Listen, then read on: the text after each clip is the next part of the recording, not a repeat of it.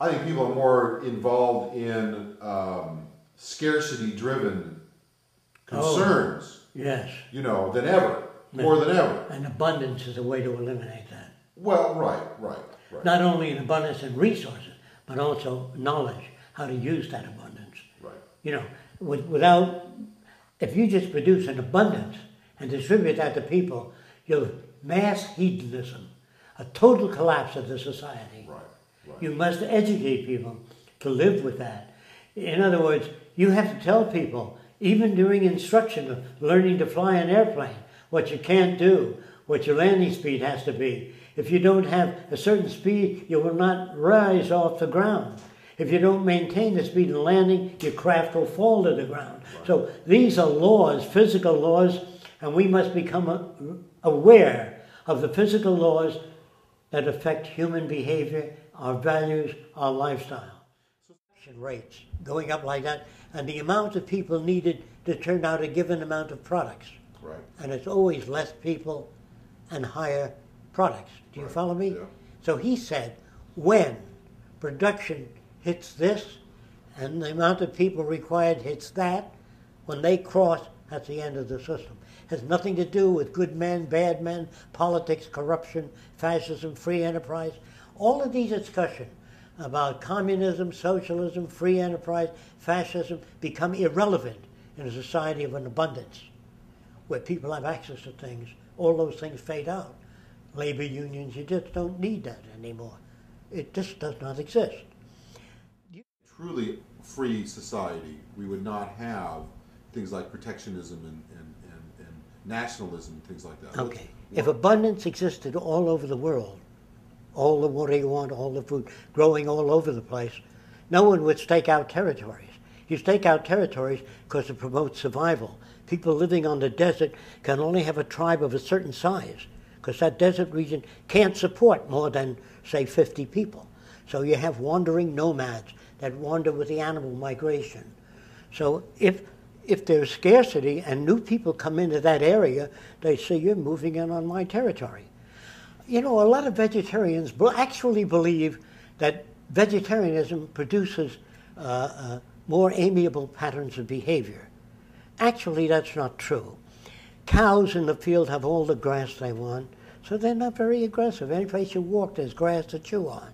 So they're not aggressive because it's in abundance, whereas herbivorous animals, carnivores, you know, don't have as much abundance. You have to run after animals and hunt them down, and sometimes you don't make it. You're not always in great physical shape. So they have to be more aggressive. And they have to be more aggressive to survive. It's the scarcity of food that generates that. Hunger generates the hunt for food, for animals. If you didn't have pains of hunger, it wouldn't be that. Now, years ago, primitive societies used soldiers to keep people in line, or police. Some inventor came up to the old landowner and he said, I got a cheaper way of doing that. That wouldn't require as many soldiers. And the landowner said, what way is that? He said, well, I can project fire from my mouth. I have several things I can do. And people would look at me in amazement and then listen to what I say. And he says, I come from the one on high. And the one on high can see you through a mud wall 10 feet thick, no matter what you do. And if you take anything that doesn't belong to you, he can see that. And after you kick the bucket, you're going to burn eternally. That was a method for keeping people to behave, though the king can kill anybody he didn't like. Behead this son of a bitch, or get rid of that culture over there. They all did it. But thou shalt not kill was in that community. And a wife being obedient made it easier, for otherwise women would protest their state of being. So they had to pledge obedience to the old man, whatever he wanted. So the old man got his way. If a man worked for somebody, he was not to remove anything that didn't belong to him. Stealing was a crime. So the man who conducted magic and did all these magic controlled a lot of people. He was the priest in the early days, the soothsayer. Now the priest was bothered continuously by people.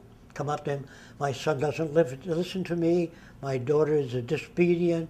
And he said, well, he was so bothered by people that he made a stone statue. He said, anytime you have any problem, drop a half a buck off here and talk to the stone statue. Tell them all the problems you've got. So some of them did that, but they didn't like the conclusion, so they destroyed the stone statue. So he made two, one with a smile and one with horns. He says, the bad one you yell at, spit on, all that, and the good one you thank for your state of being. These were forms, dead forms, made of clay or stone, and people talked to it all day long. They didn't bother the priests at all. The priests were off somewhere doing something else.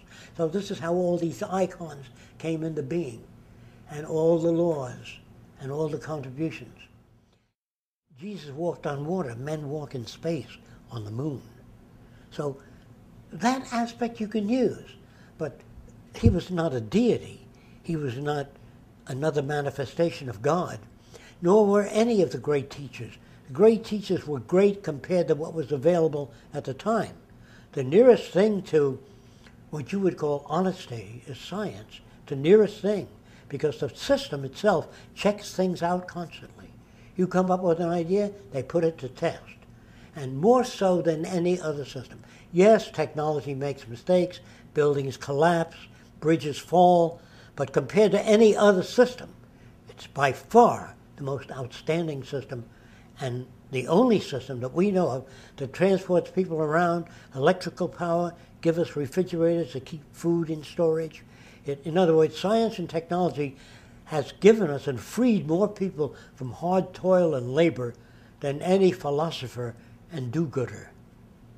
Unfortunately, when people see Mother Teresa going around helping people, they can't grasp some agronomist working alone, increasing the agricultural yield by 5 times, who's fed people who could never have been fed, they would have starved to death. They can't grasp that. They have to see, if you show normal people movies of thousands of children with swollen bellies, suffering, they will get a lump in their throat. But if you want to raise money, one child, crippled with crutches, moving toward the camera. And when she gets near the camera, have her look up and have a tear on her. You can raise more money than showing 8 million people. They are pinheads. They are conditioned to utter simplicity. This is not condemning the human race. I'm condemning the value system, the indoctrinations that are given by the institutions of higher learning. They are not institutions of higher learning. They are detrimental in developing human beings who are what you would call conscious and aware of their surroundings and other people.